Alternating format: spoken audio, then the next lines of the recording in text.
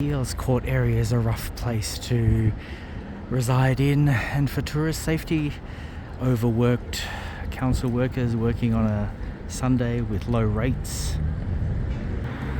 Bobo's Bubbles Laundrette having the monopoly on accessible laundry facilities, so they can charge a markup on the residents who are maybe on low income earning wages. Medical facilities forced to limit their hours due to the poor healthcare system here. Trash lines the usually pristine suburban streets here.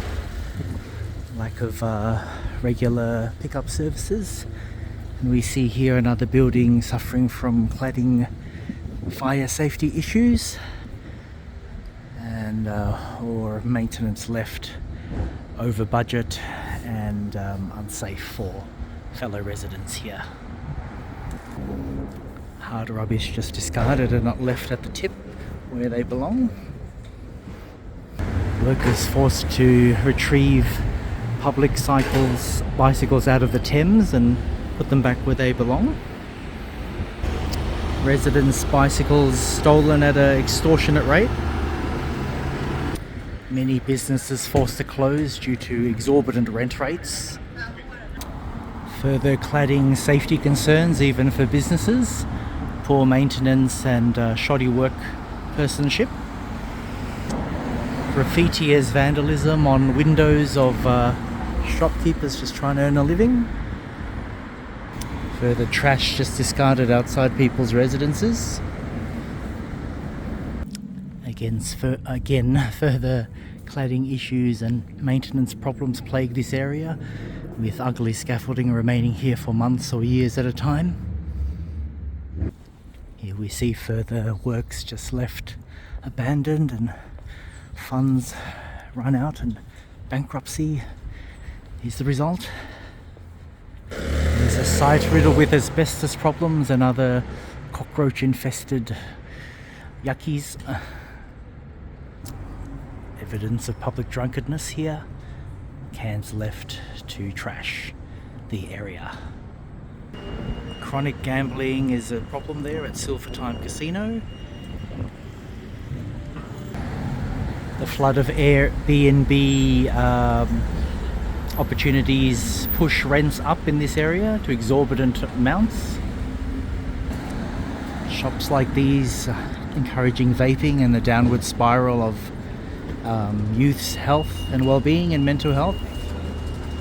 It's another example of underpaid workers on a Sunday forced to work double shifts. The divide between rich and poor is exacerbated by rich, entitled cronies that park their vehicles where it should be an accessible parking spot. Shoddy work here with exposed wiring that people have just forgotten and tried to ignore. Architects and building designers forcefully created elevated sections like this to reduce the possibility of burglary and home assaults. Businesses being driven out and spaces left empty where it could house people who have a chronic housing shortage. Funds for public street art and beautification are wasted on the bourgeoisie and capitalistic trends of further advertising where people can't afford. How much would that have cost to put that there? Resorting to public defibrillators, but trash surrounds it. Yes, horribly, so people can't access it easily. Further works of asbestos infestation and rats and cockroaches here. And in the distance you see, let me just zoom in, a crane there. The most controversial statue about to be built in London. It's a 20-foot tall replica of Margaret Thatcher. The madness, the madness. Some stricter measures have been put in place here to try to curb fly tipping. What a chronic problem. We see evidence of yet another crane in the distance demolishing what few public housing there is here for people to afford.